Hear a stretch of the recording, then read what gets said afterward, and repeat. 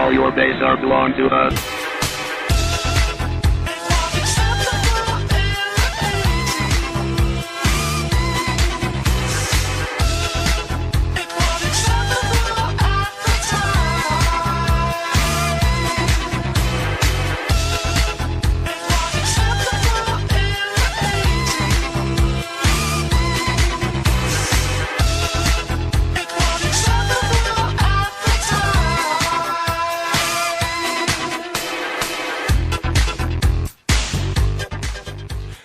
Hey, bonjour tout le monde! Bienvenue à l'heure geek saison 5 de l'automne 2015, le seul et unique podcast radiophonique universitaire de l'UQAC, au Saguenay et peut-être même au Québec. Présenté par Sucre Radio. Et on est en ce moment, on est en direct de l'UQAC, Université du Québec à Chicoutimi. Je suis François. Et Fred. Et on voulait, comme promis, la première émission, c'est les films qu'on a vus cet été. Va parler des films qu'on a vus cet été. Au cinéma. Au cinéma. Et évidemment, il va y avoir une deuxième partie où on va parler du reste des films qu'on a vus au cinéma et aussi de ceux-là qu'on a vus en vidéo et sur demande et tout ça. Les films qu'on a vus sur demande qui sont sortis cette année. Bon, Frédéric, on va commencer avec notre premier film immédiatement. Oui, il s'agit du film Terminator Genesis. Je vais être honnête. Quand on est allé voir ce film-là, je m'attendais absolument à rien. Ouais. Absolument, vraiment rien, là. Pour moi, là, je l'ai dit. Pour moi, là, il y a juste Terminator 1 et 2 qui existent. Terminator 3 et 4, c'est des what if. Et si le jugement dernier était inévitable et tout ça, pour moi, là, l'histoire s'est complètement terminée avec Terminator 2. Fait que là, il nous sort un cinquième film, c'est Terminator Genesis. Et Frédéric, on va commencer par toi. Désolé, mon micro.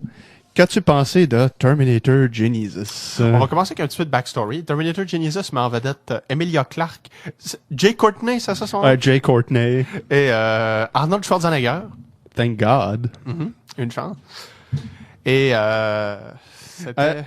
Fred, essaie d'expliquer l'histoire en détail, s'il te plaît. Ok, tu veux que j'essaie? Oui, vas-y, en détail. Ou n'oublie rien. Ok.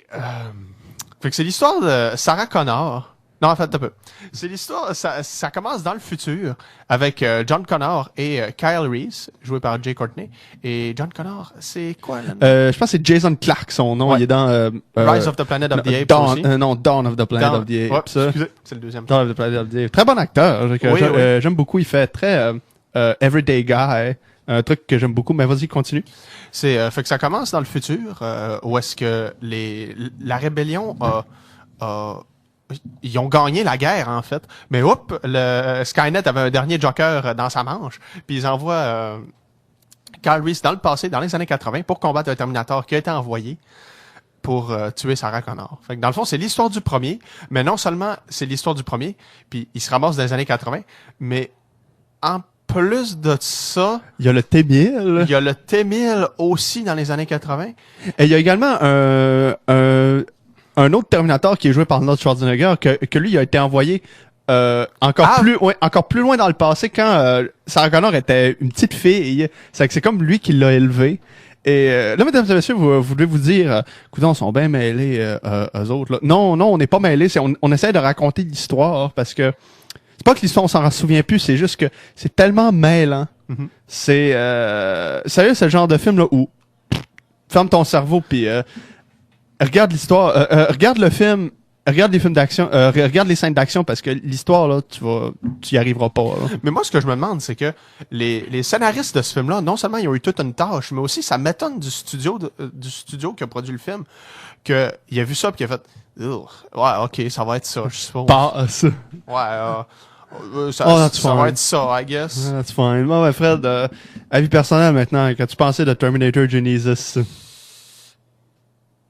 C'était correct. Les scènes d'action étaient correctes. Arnold Schwarzenegger transporte tout le film sur ses épaules. Maintenant, mon avis, j'ai aimé ça, moi. J'ai aimé ça, je vais être honnête, genre sur 4 étoiles, ce serait un 3.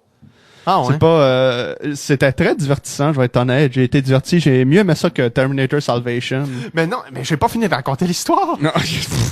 C'est que, non seulement il y a un Terminator qui a été envoyé plus loin dans le passé pour protéger Sarah Connor, puis en plus de ça, il y a le T-1000, puis un Terminator méchant, même modèle que Arnold Schwarzenegger dans les années 80, mais non seulement ça, mais il y a une espèce d'univers parallèle aussi qui s'en vont dans le présent, où c'est que Non, ils s'en vont pas dans le présent. Ils s'en vont quelques années dans le futur. Ils sont genre en 2019. Ouais, ils s'en vont quelques années dans le futur. Et le jugement dernier n'est pas encore arrivé. Skynet est sur le bord d'être mis online. Genre, ils ont une espèce de programme qui prévoit mettre en ligne à une certaine journée. Comme qui s'appelle Genesis. Ouais, Genesis, c'est comme un... Ça, au moins, c'est intéressant comme histoire, comme concept. C'est un système d'exploitation comme Windows, macOS, là. Ouais. Fait que c'est ça. Puis non seulement ils s'en vont dans le futur, mais en plus de ça, John Connor est transformé en Terminator par Skynet. Il est comme le dernier modèle de Terminator. C'est comme un T-3000. un T-3000. Je sais pas trop c'est quoi son modèle, mais je l'ai trouvé cool, le méchant. Ouais. John Connor, je l'ai trouvé cool. Le fait qu'il puisse comme se morpher en ce qu'il veut, là, genre. Ouais. Il peut se mettre les vêtements qu'il veut, le corps qu'il veut, tout, là. Comme un peu un mélange du T1000 et du T800, là. Et du TX. Ouais, dans le 3e, là. Ouais. Ah, il était vraiment oubliable, celui-là. Ah ouais, mais tu peux pas battre le T1000, là. Le T1000, là, c'est le plus menaçant. Aussi, ça, c'est un bon point que j'avais. Arnold Schwarzenegger qui transporte le film sur ses épaules peut aussi... que le méchant, je le trouvais cool. Mm-hmm. Il était bien joué. Maintenant, un défaut, c'est le scénario qui est extrêmement mêlant. C'est pas vrai. Ça m'a fait sortir du film une couple de fois que, tu sais là, il commençait, il y a des scènes complètes, c'est qu'il commence à te dire qu'est-ce qui se passe. Il commence à te faire des grosses scènes d'exposition où est-ce qu'il t'explique où est-ce qu'ils vont, qu'est-ce qu'ils doivent faire, blablabla. Puis c'est comme, ok, t'as peu, là. Tu sais, ça m'a fait sortir du film. C'est pour essayer de nous transporter à travers le clusterfuck qui est Terminator Genesis. Ouais. Tu sais, c'est comme si les scénaristes c'est comme si les acteurs dans le film disaient, OK, fait que l'histoire est vraiment mal ficelée, mais il faut que vous compreniez, fait que voilà ce qu'on va faire et voilà où est-ce qu'on s'en va. Les personnages expliquent littéralement le film. Puis aussi Emilia Clarke, qui est celle qui joue Daenerys Targaryen dans Game of Thrones, et Jay Courtney qui joue Who Gives a Fuck. Ils ont aucune chimie ensemble. Ah, zéro. Jay Courtney, là, je regardais, là, puis je lui dis, t'es pas Michael Bean, mon cher, là. Puis Emilia Clarke, là, excuse-moi, c'est pas Linda Hamilton, là. Non plus. Fuck non, là. Mais Emilia Clarke, là, regarde, reste sur Game of Thrones, ou encore mieux, reste sur Game of Thrones, et trouve quelque chose d'autre qui serait chaussé à ton pied, parce que, regarde, mets pas les chaussures de quelqu'un d'autre. Ouais. Regarde, je la regarde, là, puis je dis, c'est pas elle, Sarah Connor. Sarah Connor, c'est elle. Là. C'est Linda Hamilton. Mais aussi, c'est que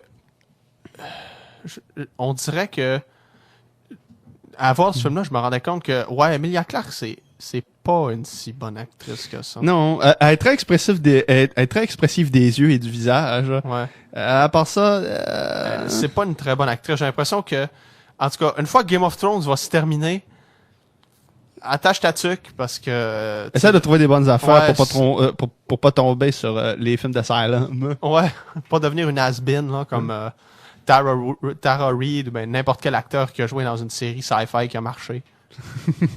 Non mais c'est vrai. Là, genre Bruce Boxleitner qui était dans Babylon 5. Ben William Shatner.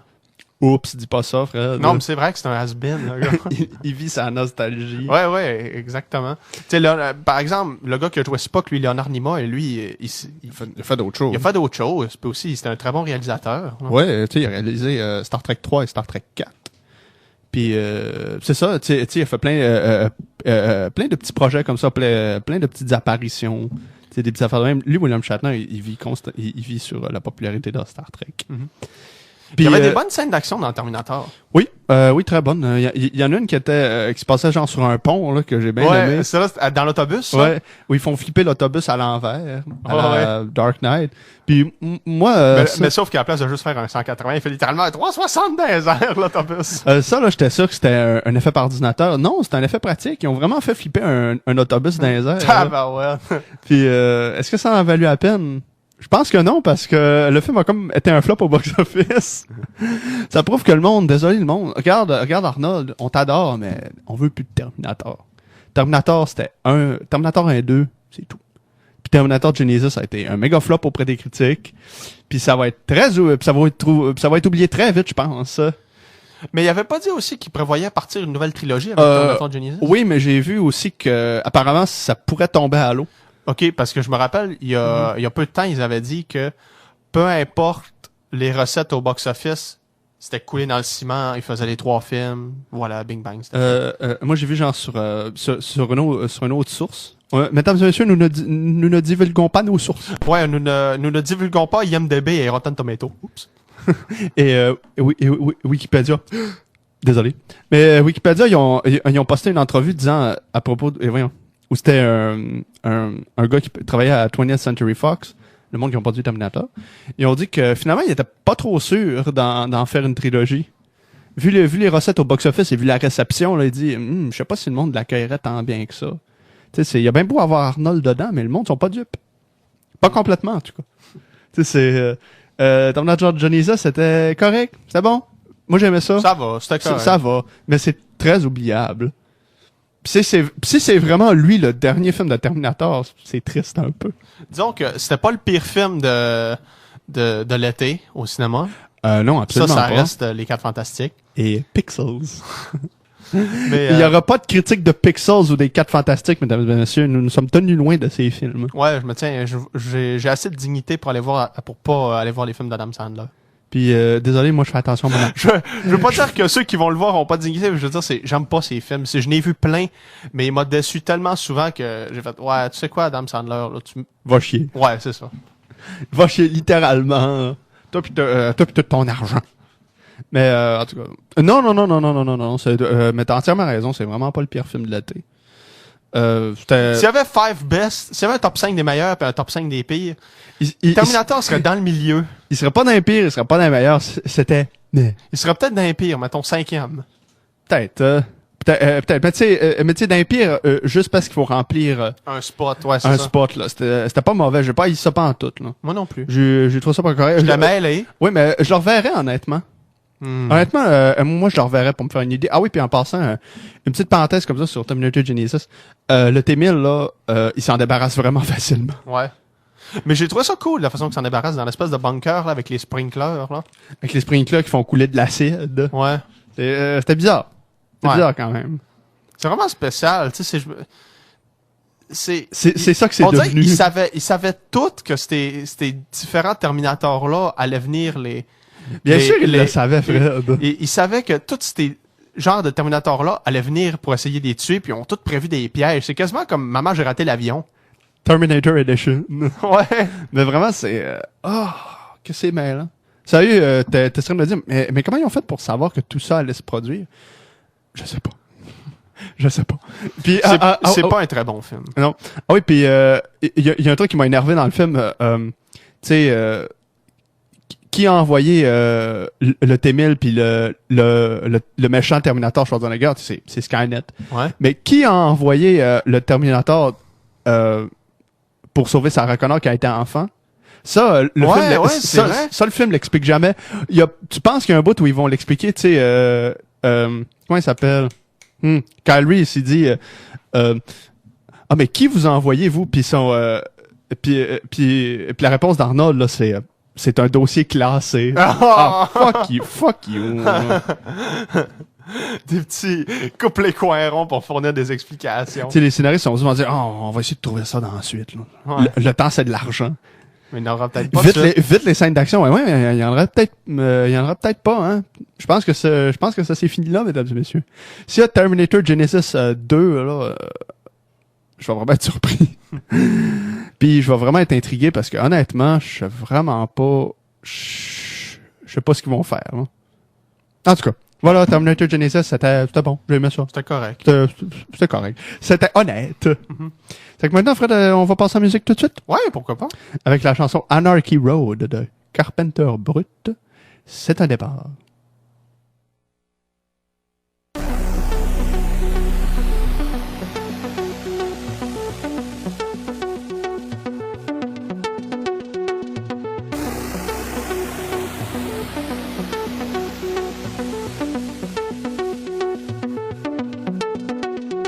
Sun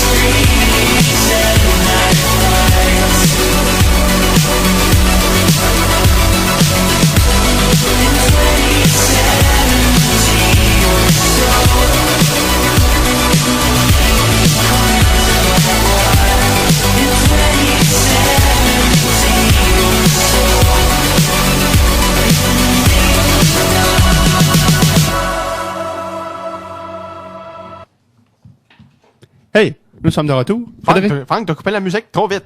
Oh, merde. Bon, en tout cas, c'est pas grave. Hey, juste avant de recommencer, là, Franck, je tiens à te dire que j'ai appris des affaires, moi, cet été. Vas-y. J'ai appris 2 choses essentielles. Ah oui. Oui. Que jamais tu vas à Valcartier pendant la semaine de la construction. C'est vrai. Pendant les vacances de la construction, tu y vas pas. Non, Parce que sinon, tu fais 1h30 de file d'attente pour faire la marmite. Pour faire un seul manège. Puis aussi, être malade pendant un party chez une amie, ben c'est très gênant. Ah, en effet. Puis je le referai plus. En effet. Ben, j'espère que tu le referas plus, parce Non. que t'étais pas le seul qui était gêné, moi aussi. Cette affaire-là, c'est mon frère. Mais sérieux, t'as raison, allez pas à Valcartier pendant les vacances de la construction. Nous autres, on a eu le temps de faire combien de manèges? 5. 4 ou 5? 5. 5. D'habitude, on a le temps de tout y faire, on a seulement eu le temps d'en faire 5. Maudit. C'est pas fort. Ben, on va avoir appris de nos erreurs.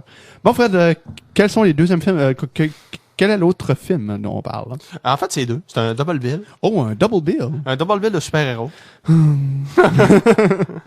Il s'agit de Ant-Man et Avengers 2, Age of Ultron. Oui, nous sommes allés voir Ant-Man. Ça me tentait pas, mais mais je suis allé pareil pour faire plaisir à un chumé. On va commencer par l'Avenger 2 parce qu'il n'y a pas énormément de choses à dire. Oui. Dessus. Ben, en fait, moi, je le sais pas parce que je l'ai pas vu, Avenger 2. Ah oui, c'est vrai, il y a juste moi qui est allé le voir. Ouais, t'es allé le voir. Par contre, j'ai vu Ant-Man. On a vu Ant-Man tous les deux. Vas-y. c'est Joss Whedon qui l'a écrit, encore. Puis c'est lui qui l'a réalisé, encore. Puis ça m'en va dire Robert Downey Jr., Mark Ruffalo, Chris Evans, Scarlett Johansson, yada yada yada. Et Nick Fury. Samuel Jackson dans l'autre Nick Fury. C'est Avenger 1, encore une fois. Mais avec encore plus d'explosions. Puis plus de scènes d'action. Puis moins de buzz que le premier Avenger. Ultron est cool. Ce que je trouve spécial avec lui, c'est que c'est un robot, mais il y a vraiment des mimiques d'humain. Genre, mettons, tu vois, il y a un bout, c'est qu'il se mordit la lèvre, genre, puis quand j'ai vu ça, j'ai fait, c'est même bizarre. Mais c'était cool en même temps, genre, qu'il a humanisé au fond, genre, ce robot-là. Fred, raconte-nous l'histoire, s'il te plaît. L'histoire, c'est que c'est les Avengers. Et Tony Stark, il essaie de développer, après les événements du premier film avec les extraterrestres puis tout, il dit qu'il voudrait que plus jamais quelque chose comme ça arrive, que des extraterrestres puissent envahir la Terre comme ça. Fait que lui, il décide de mettre au point une intelligence artificielle qui va pouvoir protéger les humains, qui s'appelle Ultron. Le projet Ultron. Et le programme devient fou. Ah, bien sûr. Puis Ultron, il se réveille, puis dans sa tête, lui, pour protéger la Terre, ben les humains aussi doivent partir. Pour protéger la planète et l'écosystème. Ouais, pour protéger la planète et c'est quoi j'ai dit? Ben non, t'as bien dit ça, t'as dit pour protéger la Terre, il faut que les humains s'en aillent. Ouais. Y a pas tort dans un sens. Ça. Non, il y a pas tort. Mais c'est une suite logique. Je trouve côté histoire, c'était intéressant. Le premier film, c'était à propos du travail d'équipe. Puis le deuxième, c'est à propos du déclin des Avengers, parce que t'as la personnalité de Captain America puis Iron Man qui commence à clasher, parce que Captain America voulait pas que Iron Man fasse ce programme-là, mais Iron Man l'a fait derrière son dos, avec l'aide de... Comment il s'appelle? Bruce Banner, Hulk, dans le fond. Puis Puis ça marque le début de Civil War. c'est ça. Qui sort l'année prochaine. Mhm. Puis après ça va être Infinity War. Avec les Gardiens de la Galaxie et Avengers. Ouais. Contre Thanos. Le plus gros méchant. Puis après ça va continuer. Mais après Thanos, qui c'est que tu veux battre? Je sais pas qui. Mais moi, honnêtement, j'espère que ça va se finir avec Infinity War. Moi, l'impression que ça me donne un peu, là, c'est que avec ces films-là là, qui mènent aux Avengers, c'est que ces films-là, tu sais là, ils nous montrent, c'est beaucoup... En fait, la phase 2, c'était tout le temps la même histoire. C'était le scénario MacGuffin, comme ils appellent aux États-Unis. C'est il y a cet artefact-là qu'il faut trouver, qui a des gros pouvoirs, faut le retrouver, blablabla. C'est vrai, en fait. C'était tout ça. Puis en même temps, c'est que tu peux avoir skippé tous les films puis embarqué dans les Avengers, pas de problème. Fait que les espèces de trucs qu'ils essayent d'établir pour Avengers 2, ça a pas tant d'impact que ça. Fait que dans le fond, tu te ramasses avec... C'était quelque chose comme 5 films avant les Avengers 2. Puis c'est du filler. C'est vrai. C'est des films remplissage. C'est vrai. Le seul qui avait vraiment un feeling d'être différent, là, c'était les Guardians of the Galaxy. Oui, parce que ça, c'était pas vraiment un film de super-héros, c'était plus un space opéra, quasiment comme Star Wars. C'est lui que j'ai préféré, moi. Moi aussi. De loin, en fait. Moi aussi, j'ai beaucoup aimé Captain America 2, mais bien sûr, dans la bande-annonce, il teasait que quelqu'un allait mourir. Puis je sais pas si tu te rappelles, mais dans la bande-annonce de Captain America 2, il y a une scène où c'est que Black Widow et Captain America sont à la morgue. Puis il y a quelqu'un sur le lit avec une couverture par-dessus la tête. Fred, spoiler? Nick Fury meurt pas. Il tease qu'il meurt, mais il meurt pas. Le gars a signé pour 9 films. Je pense que c'est le plus gros contrat de... Je pense que c'est le contrat pour le plus de films de l'histoire d'Hollywood. 9 films. Samuel Jackson a signé pour 9 films. Puis non, il meurt pas. C'est comme les films d'Avengers. C'est comme les Avengers. Je veux dire, c'est tellement... C'est ça que je leur reproche. Puis c'est ça, pour ceux qui nous écoutent pour la première fois, c'est ça que je reproche à l'univers Marvel, c'est que ça manque de couilles. Ça prend pas de risque. Non, c'est tout ce qu'ils font, c'est introduire des personnages, mais il n'y en a pas qui sortent du décor. Le seul gros risque qu'ils ont pris, c'est avec le mandarin.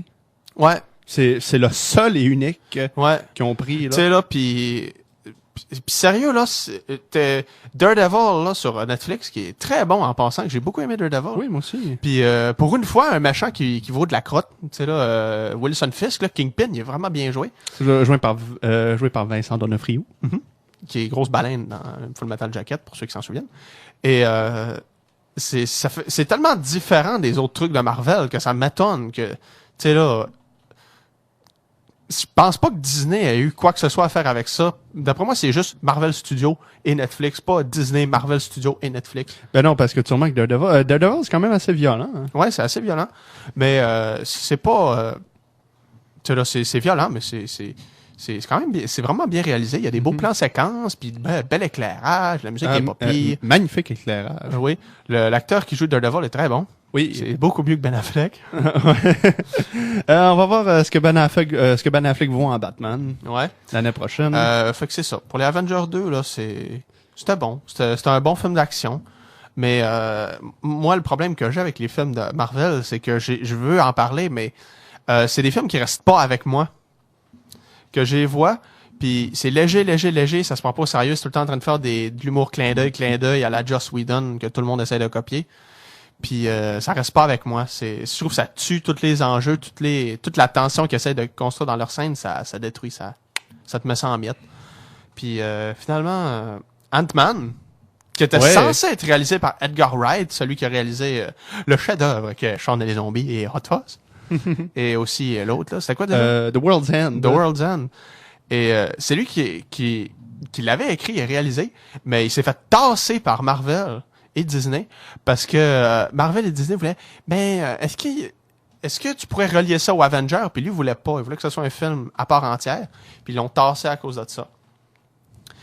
Et ça se voit. Bien sûr, il y a une scène qui est relié aux Avengers. Quand Ant-Man il fait comme survoler la ville avec ses fourmis, puis bien sûr tu vois la base des Avengers. Quand j'ai vu ça, j'ai fait oh non. C'est fait qu'à la place, ils ont tassé pas Joss Whedon, ils ont tassé Edgar Wright pour engager le réalisateur qui a réalisé le film Yes Man avec Jim Carrey. Quelle ironie. Aussi ça m'a en fait Paul Rudd et Michael Douglas. Oui, Michael Douglas est dans ce film. Michael Pena aussi, puis T.I. Wow. Mais il est comique dans le film. C'est pas un bon acteur, pas en tout, mais il était comique dans le film. Ah, T.I., ouais. J'ai aimé le montage du film. Moi, c'est ça que j'ai le plus aimé. Tu vois que c'était un film que c'était supposé être un film d'Edgar Wright. Ouais, parce qu'il y a des scènes humoristiques où est-ce que, mettons, Michael Pena, là, il joue comme un ami à Paul Rudd en fait, on va raconter l'histoire. Paul Rudd, c'est C'est un voleur. c'est un voleur. Puis il essaie de voler la combinaison de Hank Pym, genre la combinaison du Ant-Man original. Puis Michael Douglas, après, il est impressionné. Tu sais, c'était un coup monté, là, c'était voir est-ce qu'il va être capable de voler le suit. Puis une fois qu'il le vole, ben Michael Douglas, il offre de devenir Ant-Man. Tu sais, là, je t'offre de devenir Ant-Man. Tu sais, on va te sortir de prison parce qu'il s'est fait pogner, puis là, il est en prison. On va te sortir de là, puis tu vas pas devenir Ant-Man, puis combattre quelqu'un qui veut que le costume de Hank Pym devienne une arme. Bien sûr, comme... Hey, attends un peu. Wow, c'est la même histoire qu'Iron Man 1. Ah ouais? Ben oui. Tony Stark qui invente l'armure, puis il y a un gros suit qui veut l'armure pour pouvoir en faire plusieurs, pour pouvoir que ça devienne pour que ça devienne des armes. Mm-hmm. C'est la même histoire que le premier Iron Man. Maudite merde. Mais sans Jeff Bridges. Sans Jeff Bridges puis sans Robert Downey Jr. Mais j'ai bien aimé Ant-Man. J'ai plus aimé ça que l'Avenger encore. Ah ouais. J'ai trouvé que c'était plus créatif. Moi aussi j'ai aimé ça Ant-Man. J'ai trouvé ça plus créatif. Les scènes d'action, mettons, quand il tombe là, dans la valise, puis aussi sur le train miniature, ça c'était vraiment comique. Ah ouais. Puis aussi la scène dans le bain, tu sais, là, c'était vraiment... C'était créatif, il y avait beaucoup de créativité là-dedans. Puis aussi dans le montage, quand Michael Pena, il explique ses petites magouilles, puis il dit « Ah, c'est ce gars-là qui m'en a parlé », puis tu vois la personne de qui il parle, puis la voix qu'il a, genre, c'est celle de Michael Pena, comme genre si... Comment je pourrais expliquer ça? C'est comme compliqué. Hein? C'est comme, mettons, quand tu rencontres c'est comme quand tu racontes une histoire, exemple, j'ai rencontré mon chumé, mon chumé, je l'ai rencontré, puis il a dit, tu viendras à la maison, puis non, c'est moi qui a dit, non, toi viens à la maison, puis blablabla. C'est comme de même un peu. Mm-hmm. Puis ils ont toutes la même voix, puis genre, ils ont des drôles de mimiques aussi, c'était vraiment amusant. Ça fait très Edgar Wright. Ça ressemble au montage dans Shaun et les zombies quand Shaun explique le plan, là. OK, fait qu'on va aller chercher ta mère. Ensuite, on va aller chercher mon père. On s'en va là, puis finalement, on s'en va au pub. On s'en va au pub, puis on attend que tout ça se tasse. Tu sais, c'est le même genre de montage. Tu vois clairement que ce film-là, c'était supposé être un film d'Edgar Wright. Mais au final, Ant-Man, c'était bon. Le bout, quand Ant-Man, il contrôle les fourmis, ça, j'ai vraiment... Ouais, ça, c'est amusant. Quand il essaye de contrôler les fourmis, le montage, là, quand tu vois ses nombreuses tentatives, c'était drôle. C'est drôle. Puis les fourmis sont mignonnes. J'aurais jamais cru que je dirais ça d'un insecte, mais oui, les fourmis sont cute dans ce film-là. Puis aussi, un mauvais point. Vas-y. Le méchant. Oui. Je pense dans tous les films Marvel, c'est le vilain le moins intéressant. Il est vraiment là. C'est vraiment... Il y a un vilain juste pour avoir un vilain. Il était pas supposé... non, pas il était pas supposé. Il était pas obligé d'avoir un vilain. Non, tu sais, il est vraiment... Il est pas intéressant, pas en tout. Ben, en fait, je le trouve... C'est prévisible comme film. Pour moi, là, c'est la même affaire qu'avec le méchant d'Iron Man. Le méchant d'Iron Man, je m'en souviens plus. Là. Tout ce que je me souviens, là, c'est que c'est Jeff Bridges qui le jouait. Mm-hmm. C'est tout. Je me souviens pas... je me souviens de son plan. Mais à part ça, je me souviens d'absolument rien de lui, là. Tu sais, le premier Iron Man m'a pas marqué pas en tout, là. Le film est prévisible aussi. Ah oui, très. Côté scénario, c'est très prévisible.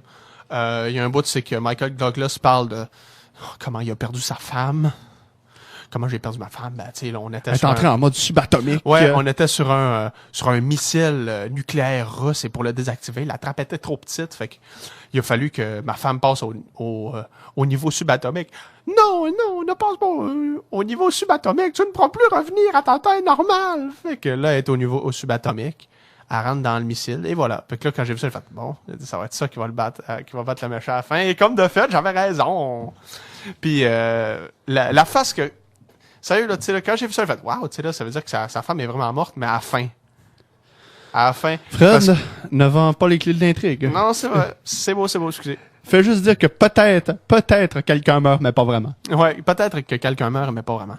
Mais, on va en voir plus dans Ant-Man 2. Tu sais, le sérieux, là, ceux qui vont voir, tu sais, si tu vas voir un film de Marvel, c'est pas pour le scénario, tu t'en fous, le ben raide, là, c'est pour voir des super-héros puis des scènes d'action. Mm-hmm. C'était bon. C'est encore une fois, je m'en souviens pas énormément parce que les films de Marvel restent pas avec moi. Non, moi non plus. Et c'est des films de super-héros. Si vous aimez les films de super-héros, vous allez aimer ça. Là, je pourrais rien dire de plus pour critiquer et pour donner tu sais là, je pourrais, tu sais là, Pour acclamer le film. ouais, je pourrais rien dire de plus pour l'acclamer ou pour le critiquer. C'est un film de super-héros de Marvel. Voilà. Il y en a eu 15 à date, je pense. C'est toute la même affaire. Allez-y, à part pour Guardian of the Galaxy, puis j'avoue que c'est créatif Ant-Man avec ses scènes de montage, mais l'histoire c'est tout le temps pareil. Fait que... Dans ce film-là, le MacGuffin, le machin chouette, c'est le suit d'Ant-Man. Ouais. Puis l'espèce de suit jaune. Ah, il faut que tu récupères le suit jaune. Le Yellow Jacket. Ouais, si tu récupères pas le Yellow Jacket, il va s'en emparer, puis ça va être l'enfer sur Terre. Tu sais, c'est... Ah, ok, parfait. En tout cas. Bon, ben, Fred, je pense que c'est l'heure de passer en musique. Yep. Avec quelle chanson? On va passer en musique maintenant avec la chanson Fear the Napalm. Non, Fear of Napalm. Fear of Napalm? Quoi, tu connais pas ton grain de corps? Non, désolé. C'est la tune Fear of Napalm du groupe Terrorizer. Fait que c'est parti.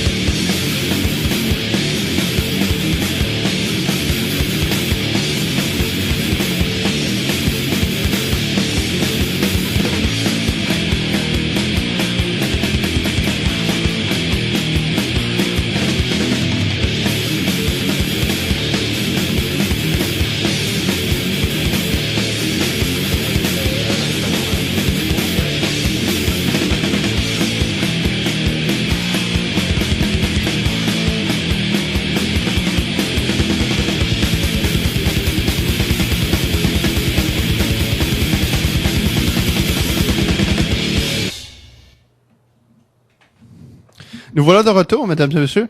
Puis cette fois-ci, on va parler du meilleur blockbuster de l'été. Ah non, France. Ben, un peu. Notre dernier, est-ce qu'il compte? Non. Parce qu'il est pas sorti. Non, il est sorti en mai. Le dernier dont on va parler, il est sorti en mai. Celui-là est sorti en juin. Ça a starté la saison des blockbusters. Ben, Avenger 2, ça a starté la saison des blockbusters. Mais ça, mesdames et messieurs, ça, c'était quelque chose. On dirait que tu vas venir. Désolé. Mesdames et messieurs, ça a pris 15 ans mais ça en a valu la peine. Jurassic World était génial! Oh! J'ai tellement aimé ça! Ah bon, Frédéric... Explique l'histoire. Ah oui, là c'est à mon tour. Ben c'est l'histoire du parc d'attractions Jurassic World. Ben, Jurassic Park avant. Si vous avez vu le premier Jurassic Park, j'ai pas besoin d'introduction, mais Jurassic World a finalement réussi par ouvrir un parc d'attractions où les dinosaures sont ramenés à la vie grâce aux expériences sur l'ADN. Mais malheureusement, le parc d'attractions attire moins de personnes parce que les gens veulent plus gros, plus grand, avec plus de dents et qui fait plus de bruit. Ça fait que qu'est-ce qu'ils font? La chose logique, c'est ils créent leur propre dinosaure, un dinosaure, un hybride qui est fait avec qui est créé avec plusieurs ADN. Il s'agit de l'Indominus Rex, une véritable machine à tuer. Et j'en dirai pas plus. Et bien sûr, vu que c'est un film de Jurassic Park, qu'est-ce qui se passe? L'Indominus Rex s'enfuit. Et le chaos s'ensuit. Frédéric, quand tu penses, à part moi, tout le monde sait de qu'est-ce que j'ai pensé de Jurassic World. Toi, qu'est-ce que tu as pensé? J'ai vraiment aimé ça. Moi aussi. J'ai trouvé qu'il y avait vraiment... c'est la meilleure suite de Jurassic Park, à date. Oh oui. Puis ils ont... je trouve que c'est vraiment une bonne suite au premier parce que il y a le même feel, la même atmosphère. Ouais. Même, tu sais là... check, c'est ça, c'est le parc, c'est grand, c'est blablabla. Le wow factor. On le voit enfin ouvrir, puis... aussi, j'ai trouvé que... J'ai beaucoup aimé le personnage. Oui, les personnages étaient le fun. Chris Pratt était cool. Enfin, que c'est réalisé par qui, ce film-là? Colin Trevorrow, qui a réalisé un film indépendant qui s'appelle Safety Not Guaranteed. Et ça met en vedette? Chris Pratt. Et? Star-Lord. Et Bryce Dallas Howard. Bryce Dallas Howard, j'ai adoré ce personnage-là. J'ai trouvé que c'était le meilleur personnage du film. Tu vois vraiment que... elle est prise par sa job. Oui, elle est prise par sa job, mais énormément, là. Elle sait même pas quel âge ils ont, ses neveux, parce que bien sûr, vu que c'est un film de Jurassic Park, il doit avoir des enfants sur l'île. Et, il doit avoir 2 enfants, dans les personnages, il doit avoir 2 enfants. Puis, ça donne que c'est ses neveux, à elle. Puis, elle sait même pas ils ont quel âge.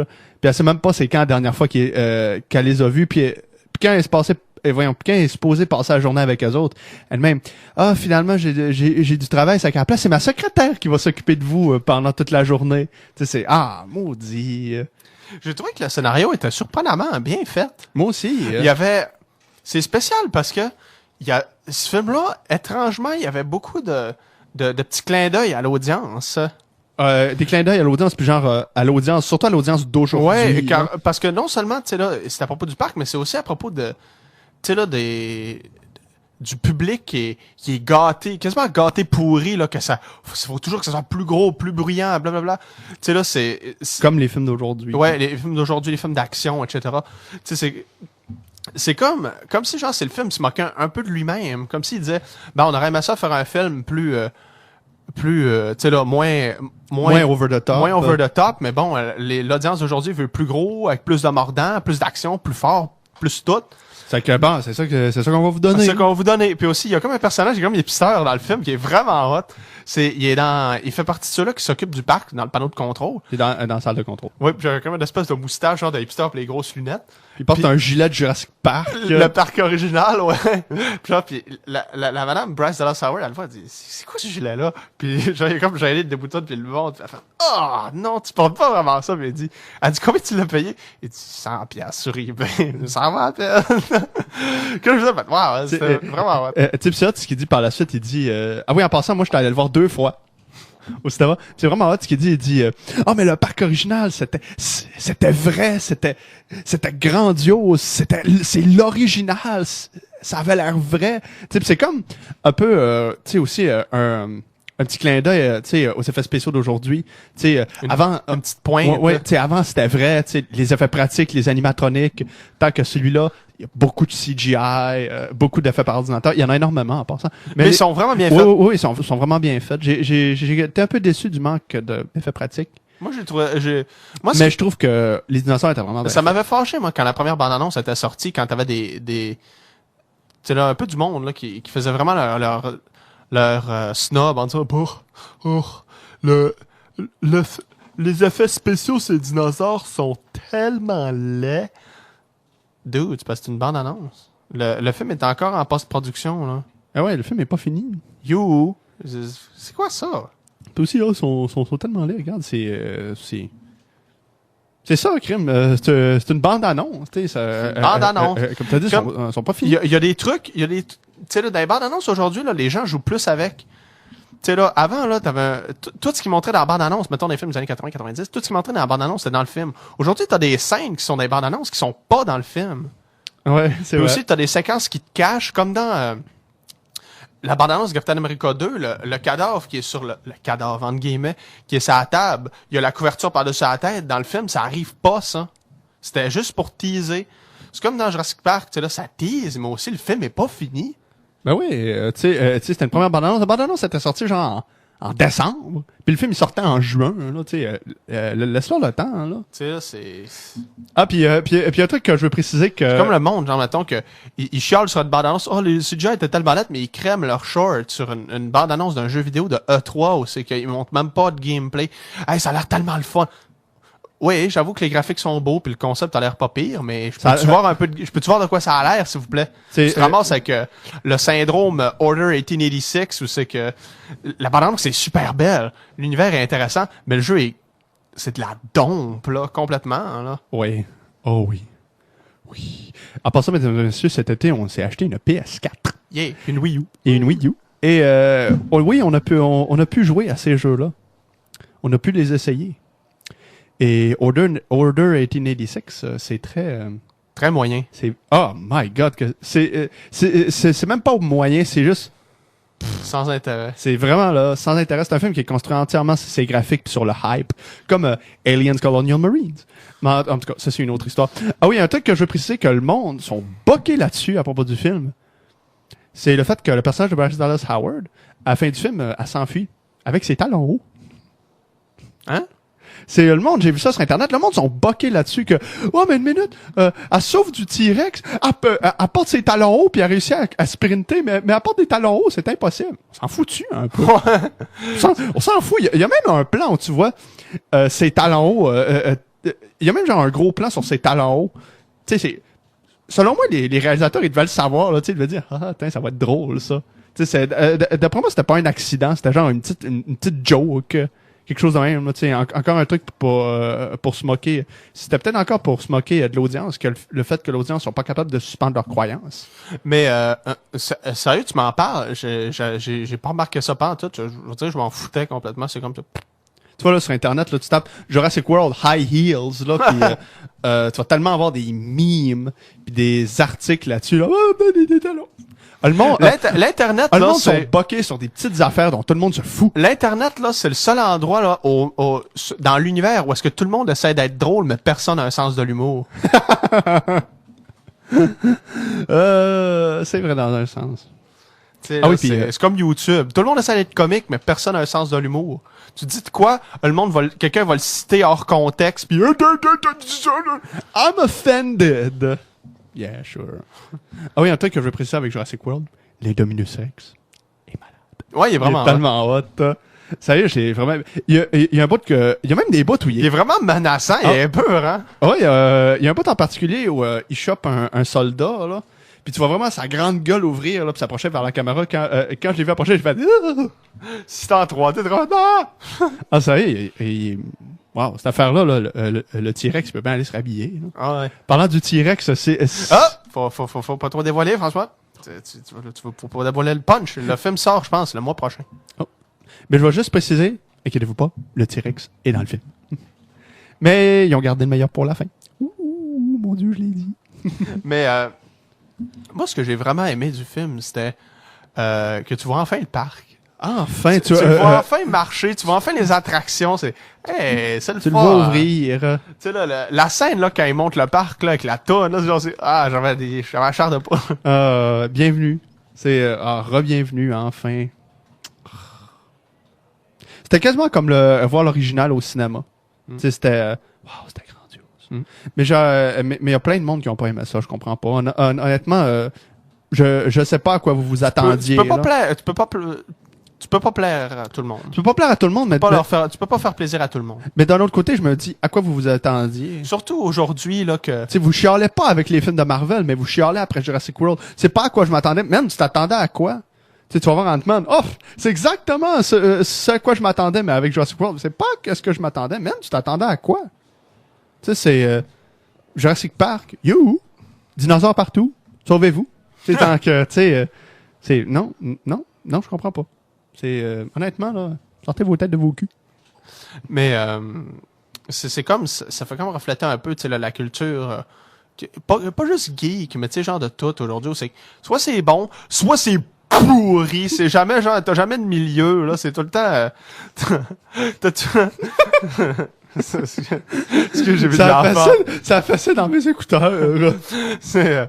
C'est tout le temps, c'est soit blanc ou c'est noir, c'est jamais gris, c'est jamais semi, tu sais là, c'est, sérieux, si ces gens-là seraient des critiques de films, là, les seules notes qu'ils donneraient, ça serait 10 ou 1. C'est comme sur IMDb, je donne 1 sur 10. Je donne à Jurassic World 1 sur 10. Pourquoi? High heels. I made my point. OK. Bye-bye. OK, t'es viré. Talon haut. Tu sais, c'est arrêtez d'être boqué là-dessus, on s'en fout. C'est comme... c'est tellement pas important. Non, c'est comme... je sais pas si c'est comparable à Indiana Jones dans le frigidaire. Non, ça c'est juste con, là. C'était drôle. J'ai trouvé ça drôle. C'était drôle, mais je trouve quasiment que la réaction était plus drôle encore. Ouais. L'épisode de South Park. À propos d'Indiana Jones. Ah ouais. Ils ont violé Indiana Jones. Bon, ok. Fait que Jurassic Park. Très bon. Jurassic World. Jurassic World, excuse-moi. Très bon. 10 sur 10. Ah oui, puis il prévoit en faire un 5e. Là, par contre... Pour ceux qui ont vu le film, vous devez seulement vous douter c'est à propos de quoi, parce qu'il y a un personnage qui le mentionne. C'est pas une bonne idée. Non. Puis c'est vraiment pas une bonne idée. On spoil-tu? Ouais, ok. Vas-y.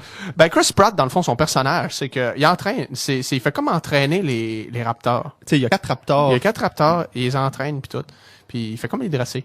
Puis il y a le personnage, le professeur Donofrio, encore, méchant, bien sûr, qui arrive pis qui dit, hey, on pourrait faire des armes avec ça. T'imagines-tu en Afghanistan, ce monde-là, quand il a dit ça, je fais, oh non, man! La mauvaise idée! Puis à la fin, genre, c'est une fin comme un peu ouverte, là, encore. Puis quand j'ai vu ça, je fais, oh non. C'est pas tant ouvert. Il y a un bout qui est ouvert, mais la fin, je te jure, si c'était le dernier Jurassic Park, là, j'aurais dit, c'est parfait. Ils ont fermé la série. C'est numéro 1, c'est la parfaite façon de faire ma série. Non, bien sûr. On est en 2015, Franck. Ouais, je le sais, mais j'ai vu sur IMDb. Jurassic World 2, set for release in 2018. Tu sais, Jurassic World 2 va sortir en 2018. Je sais, quoi? Puis aussi, comment ils vont l'appeler? Vont-ils l'appeler Jurassic World 2? Jurassic Land. Jurassic Land. Jurassic Planet. Jurassic Earth. Pourquoi l'appeler? Regardez, appelez-le Jurassic Park 5, tant qu'à faire. Ah, non. Ah, mais honnêtement, je suis vraiment pas... Non. Non, honnêtement, vous allez trop loin, là. Bon, en tout cas, Jurassic World, numéro 1. Parfait. Super le fun. Super bon film. J'adorais ça. François est un fanboy. Absolument. Non, mais je suis pas aveuglé par mes lunettes de fanboy puis de nostalgie. Crime. C'était bon. Ouais, c'était bon. C'était hot. C'est vrai que c'était bon. C'était bon, ça aurait pu être catastrophique. C'était le fun. Ouais. C'était le fun. Ça aurait pu être catastrophique, t'as raison. Bon, ouais. Fait qu'on enchaîne la musique. Oui. Avec la chanson I Lost My Baby de Jean Leloup.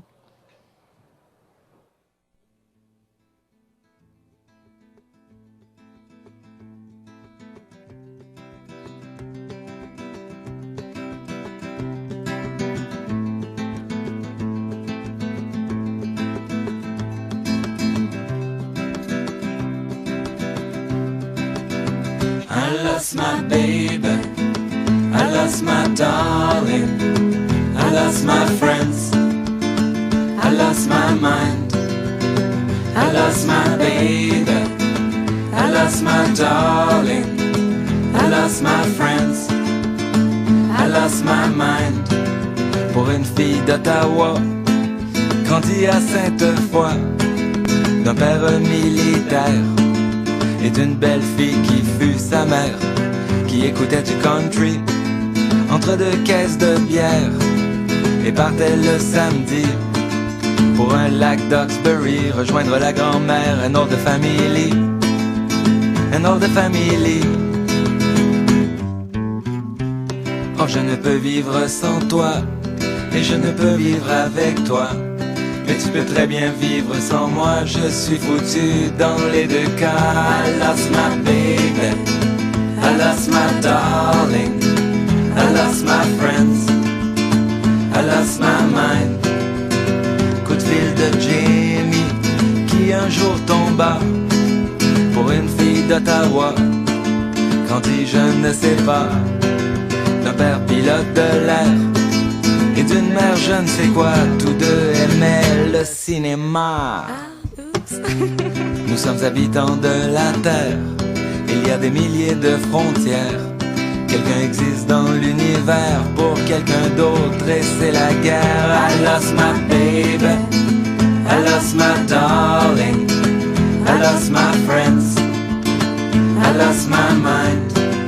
Pour une fille d'Ottawa, grandie à Sainte-Foy et qui un jour tomba pour un chanteur populaire, grandi en Algérie, à s'évoquer merci et qui lui dit adieu, je repars faire ma vie à Hawkesbury, à Hawkesbury, à Hawkesbury, à Hawkesbury. I lost my baby, I lost my darling, I lost my baby, I lost my darling, I lost my friends, I lost my mind, I lost my baby, I lost my friends. Adieu my baby.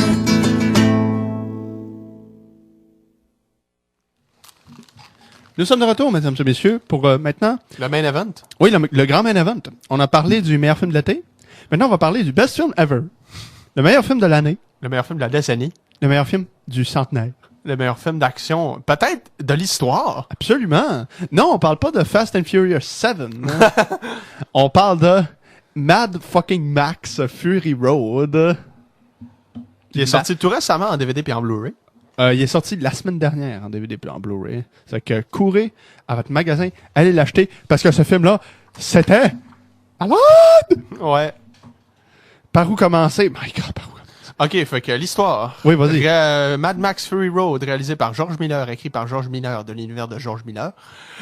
Mettant en vedette... Et le 4e film de la saga Mad Max. Oui, mettant en vedette Tom Hardy dans le rôle de Max. Charlize Theron dans le rôle d'un nouveau personnage appelé Furiosa. Qui était Et- badass. Oui, puis il y a aussi un personnage du premier film. Non, pas Pas un personnage. l'acteur, c'est quoi son nom? J'ai aucune idée du nom de l'acteur, mais c'est lui qui jouait le méchant dans le premier Mad Max. C'est quoi son nom? Toe Cutter. Ouais. C'était lui qui jouait le méchant. Et le revoit là maintenant. À jouer Immorten, je pense que c'est ça son nom. c'est possible. Mais je suis pas sûr. Mais en tout cas, c'est l'histoire de Max qui atterrit à une place. Et qui est devenu esclave. ouais, qui est devenu esclave. Mais il y a une dame appelée Furiosa qui, elle, a conduit un gros 18 roues qui est trop malade. Puis elle, ce qu'elle fait, c'est qu'elle décide de kidnapper les femmes des Immorten pour les amener ailleurs. Parce- pour les libérer. pour les libérer, pour leur donner une meilleure vie. Puis Pour plus qu'ils soient des esclaves sexuels. ouais, Max, lui, il embarque avec Christopher Hoult, qui est aussi dans le film. Christopher Hoult. Nicolas Hoult. Nicolas Hoult. Christopher Hoult. Tu sais que j'allais chercher ça, excusez. En tout cas, il embarque avec Nicolas Hoult pour aller arrêter le camion, parce que c'est son esclave. C'est sa poche de sang. Sa poche de sang, comme il l'appelle. Il est attaché sur le devant de la voiture, puis ils poursuivent le camion. Avec un hameçon à pêche dans le cou qui draine le sang pour que Nicolas Ah, Hoult ouais. puisse le boire. Ah, tu sais que c'est dégueulasse, mais c'est tellement hot. Ah ouais, vas-y. Fait que ils sont en poursuite du camion, puis éventuellement Nicolas Hoult et Max vont rejoindre le groupe de Furiosa pour les libérer, puis ils parcourent le Wasteland, puis ils rencontrent plein de gangs différentes, puis tabarouette que c'était fou, ce film-là. Ah, ça fait longtemps que j'ai pas été investi dans un film de même. Honnêtement, là, t'as vraiment envie de voir Charlize Theron, tu sais, réussir, là, parce que... Ah ouais, c'est un personnage vraiment malade. Ah oui, quand... le bout le plus hot, là, c'est quand elle a son huile dans le front. là. Ouais, quand elle prend, elle se met dans le front, genre pour passer inaperçu. Non, pas pour passer inaperçu. D'après moi, c'est genre une espèce de peinture de guerre, là. Mais aussi, c'est un film, dans le fond, tout le film, c'est quasiment comme une grosse scène d'action. une grosse poursuite de char, mais aussi le film sait prendre des pauses des fois pour des moments De développement de personnage. de développement de personnages, puis aussi des fois il laisse tomber les chars qui explosent pour des scènes d'action. Vraiment attention, comme on est le truck qui est coincé dans le bout, puis ils doivent le dépogner, là, puis il l'attache après un arbre. Ouais. Tu parles plus genre tout l'environnement est bleu. Là. Ouais, l'éclairage était super Magnifique. beau. Magnifique. Puis, hey, c'était des vraies cascades. Malade. Puis la musique était écœurante. Le Ah, gros ouais. tambour, le ta-ta-ta-ta-ta. On a-tu besoin de mentionner le gars qui était sur le camion avec les speakers pis la guitare? Hey. La guitare qui tire du feu. Wow! Sérieux, je fais qu'imaginer le brainstorming, l'essence de dirait- brainstorming de ce film-là. OK, il va avoir ces personnages-là, puis leur dieu, genre, ça va être comme un... Tu sais, là, eux autres, à la place de prendre... Un espèce de Darth Vader. Un espèce de Darth Vader bizarre. Puis aussi, quand là, ces sbires, là, ces disciples s'en vont à la guerre, eux autres, à la place de prendre des guns, prennent un volant, puis ils vont, puis ils veulent aller au Valhalla, puis t'as un gars sur un camion avec des speakers, pis sa guitare tire du feu, là. Il fait une crise d'épilepsie, puis il y a de la broue qui sort de la bouche. Il y a que... Calme-toi. Désolé. Mais sérieux, ce personnage-là, j'ai déjà vu.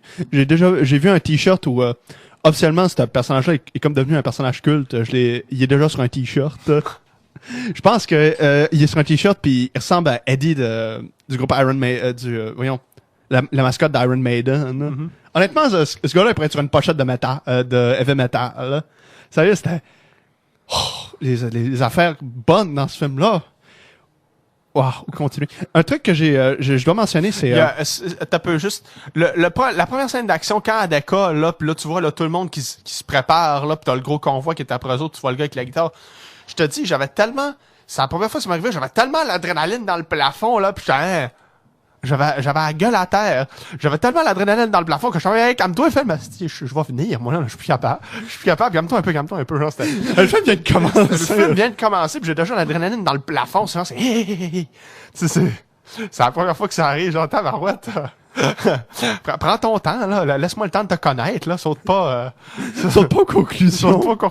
Saute pas... skip pas les préliminaires, mon cher, là. Tu y vas fort, là, vite, là.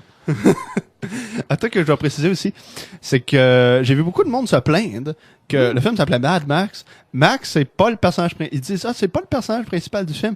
Ils savent pas que c'est quasiment le même depuis le début. Non, oui. c'est le même depuis The Road Warrior. Ça, c'est le deuxième. Il parle pas beaucoup, Max. Il parle pas beaucoup. Puis c'est comme un espèce de vaisseau vers... tu suis ce personnage-là, mais la vraie vedette du film, c'est l'univers.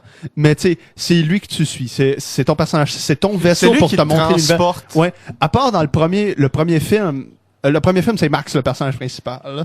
Puis tu sens que c'est le personnage principal. Mais dans Road Warrior puis dans Beyond Thunderdome, tu vois que c'est l'univers. Ouais, c'est l'univers, la vedette. Tu sais, les vraies vedettes, c'est Lord Humongous, Master Blaster, même. C'est Tina Turner. Ouais, puis Charlize Theron. ouais, puis aussi les espèces de rebelles là dans le deuxième que tu sais là ils ont une grosse citerne pleine d'essence. Ouais. Là. Puis le chien. Ah, son chien, qui est beau. Comment ça s'appelle? Australian Cattle Dog. Qui est beau. Le beau pitou. Mais wow. Ah oui, un truc assez bizarre que je veux préciser, c'est que la semaine passée, quand Mad Max est sorti en Blu-ray, ils ont sorti aussi The Mad Max Anthology, que moi je pensais que ça allait être tous les films dans le coffret. Il manque Beyond Thunderdome.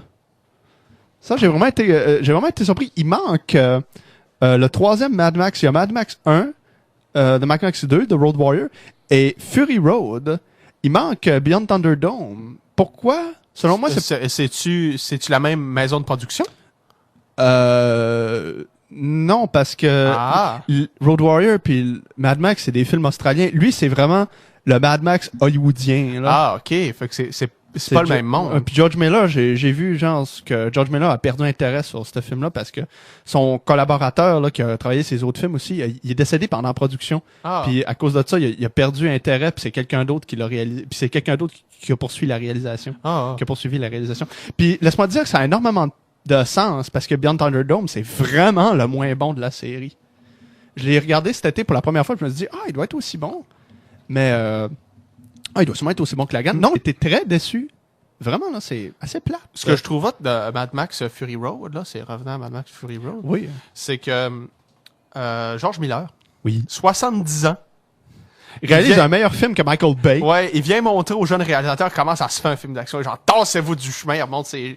Je l'imagine, tu sais, un vieux papa qui se lève, là. Il se retrousse les mains. Tassez-vous du chemin, je vais vous montrer comment ça marche. C'est, il y a les angles de caméra là-dedans, là, des gros zooms, pis, tu sais, là, tabarouette, ce film-là, ça n'a pas de bon sens. Il y avait une petite touche de Jean-Pierre Jeunet là-dedans, je trouve. Tu mettons, oups, excuse-moi, je me donne du micro. La caméra part de vraiment loin. Est-ce que un truc qui aime faire Jean-Pierre Jeunet, c'est combiner deux plans de caméra en un. Mettons, tu commences de loin, puis t'as un gros zoom, ça la face de quelqu'un, là. C'est que t'as un plan, comment on appelle ça? Un plan d'ensemble? Un plan d'environ, oui, un plan d'ensemble. Et dans la même shot, tu vas avoir un gros plan sur le visage de quelqu'un. Fait que tu combines un gros plan et un plan Ouais, d'ensemble. tu fais- À la place de couper. Méga zoom. À la place de couper, tu fais... Ouais. Tu roules. Parce que Ça souvent... me touche. Parce que dans les films, bon, quand tu fais un plan séquence, ben, ça arrive jamais que, mettons, tu vas commencer sur un plan d'ensemble, puis éventuellement, tu vas faire un gros plan sur la face de quelqu'un. Quand tu fais un plan séquence, tu restes sur le même plan tout le long. Tu zoomes jamais sur la même take. Ah, jamais, tu fais Jamais. pas ça. Mais c'est ça que j'ai remarqué. Je dis, ça me fait penser un peu à ce que Jean-Pierre Jeunet a fait. Jean-Pierre Jeunet, il a fait Amélie Poulain, Alien Résurrection, blablabla. Excellent réalisateur. Un long dimanche de Un long fiançailles. dimanche de fiançailles. Mick Macatière Largo, Délicatessen, Foutaise. Puis T.S. Pivet, qui est pas encore sorti ici, puis que j'aimerais beaucoup voir. En tout cas, revenons à George Miller. George Miller est probablement... Sérieux, je pense qu'il aurait cimenté son statut de meilleur réalisateur de films d'action avec ce film-là. Puis le seul il y a lui, puis le seul jeune réalisateur de films d'action qui me vient à l'esprit, qui est vraiment bon, c'est Gareth Evans, je pense que c'est ça son nom. Garrett, le gars qui fait... The Raid. The Raid, ouais. The Raid 1 et 2, c'est les deux seuls qui me viennent à Puis l'esprit. aussi James Wan. Ben James Wan, il fait des films d'horreur. Ben, c'est lui qui a fait... Fast and Furious 7. Ouais. Ouais, je sais, mais c'est son seul film d'action. À part ça, il fait des films d'horreur. Non, oui. T'es sûr que c'est le seul? Absolument, oui. Parce que je suis seul pas mal film. sûr que Furious 5 puis 6, c'est lui qui les a fait aussi. Je crois que non. Ça va demander un peu de recherche. Mais, en tout cas. Frédéric, est-ce qu'on a d'autres choses est-ce qu'on a d'autres choses à dire sur Mad Max Fury Road à part, c'est absolument incroyable, allez le voir immédiatement, au plus vite, lâchez vos cours puis allez-y. C'est pas mal ça, en fait. C'est vraiment le meilleur film d'action que j'ai jamais vu. Et ça va probablement... Ici, là, je l'ai vu une fois, malheureusement, mais j'ai très hâte de le revoir. Et si je le revois... C'est un classique instantané. Ouais, c'est déjà un classique. Puis sur si vous pensez qu'on est les seuls à penser ça, non, sur Rotten Tomato, le score est à 98%. Et il est déjà dans le top 50 des meilleurs films sur IMDb. Ah ouais? Ouais, c'est que les mots vont vite. C'est que voilà, Frédéric, c'est ce qui conclut le premier épisode de la saison 5 de Leur Geek. La semaine prochaine, nous allons vous revenir avec d'autres critiques de films. Nous allons revenir. Il va y avoir 3 critiques de films d'horreur parce que cet été, nous avons vu 3 films d'horreur. Je dirais pas lesquels, mais je vais juste dire ça. On a vu un qui était excellent, un qui était vraiment écœurant. Ensuite, on en a vu un autre qui était très prétentieux et plate à mort. Et finalement, le dernier, nous avons vu un autre film d'horreur. Cette fois-ci, c'est un film d'horreur étranger. Vous en avez sûrement entendu parler parce que ce film-là fait couler bien de l'encre sur les réseaux sociaux. Un film d'horreur étranger que, en ce moment, un film d'horreur étranger que... Oui, t'avais raison, Ouais. James Wan, il a juste fait la 7. Ah, j'ai raison. Yeah! François a toujours raison. François knows best. Et un film d'horreur étranger que, après que je l'ai vu, j'avais envie de frapper le réalisateur et enfoncer sa tête dans son propre cul. Il l'étouffait. En tout cas, c'est ce qui conclut le premier épisode. Mesdames et messieurs, je suis François, Et Fred? qui vous dit bonne semaine à tous. Nous allons finir avec la chanson This Must Be the Place de Talking Heads. C'est que, bonne semaine à tous. À la semaine prochaine.